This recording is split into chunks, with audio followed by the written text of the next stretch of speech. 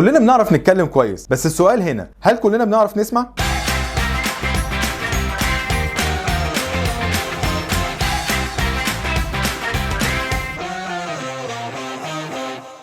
مساء الفل. واحدة من أهم الحاجات اللي محتاجين نبص عليها ونطورها في نفسنا هي الليسننج سكيلز. حل مشاكل كتير جدا وواحدة من أقوى السيلز تكنيكس، بس الفكرة هنا إن الليسننج عامل زي العضلة، محتاج تتقوى وتتدرب عليها كتير. عشان كده حبينا نتكلم النهاردة عن شوية حاجات تساعدك إنك تعرف تسمع الناس كويس، واللي منها هتطور الكوميونيكيشن ستايل بتاعك. أول حاجة لازم تبقى عارفها إن الشخص اللي قدامك ده من حقه يعبر عن نفسه. عشان كده لو حاسس إنك مش مستعد تدخل النقاش ده، ممكن تتفق معاه تقعدوا وقت تاني تتكلموا، خصوصا لو في ديستراكشن كبير حواليكوا او حاسس ان مخك مشغول دلوقتي بحاجه تانية. محتاج تعرف اللي قدامك ده، وساعتها ممكن تتفقوا على ميعاد تاني يكون مناسب ليكوا انتوا الاثنين. ولكن لو قررت تدخل النقاش ده، يبقى لازم تبعد عن اي وسائل تشتيت وتركز مع اللي بيتكلم معاك. بعد كده محتاج تبقى نيوترال. اوقات كتير بنتكلم عن مواضيع وبنكون بايظ لحاجه معينه واحنا داخلين النقاش من الاول. حاول على قد ما تقدر تكون نيوترال، وبلاش بري جادجمنت من قبل ما تسمع اللي قدامك وتسمع وجهه النظر الثانيه. الخطوه اللي بعد كده ريفلكت. حاول تطابق الكلام اللي انت بتسمعه بالموقف وقتها، هتلاقي امور كتير وضحت ليك، وممكن تفهم كمان سوء التفاهم ده كان جاي منين، وساعتها هتلاقي المشكله اتحلت من غير ما تدخل في كونفليكت. مهم كمان بعد الخطوه دي انك توضح وجهه نظرك انت كمان، ولو كنت اتصرفت بناء على سوء فهم منك محتاج توضح ده، بس اهم حاجه يكون ده بعد ما تكون سمعت الشخص اللي قدامك. وفي الاخر محتاج تلخص الكلام كله اللي سمعته واللي عاوز تقوله وتطلع بنتيجه عشان خاطر يكون النقاش وصل لحاجه مفيده. في النهايه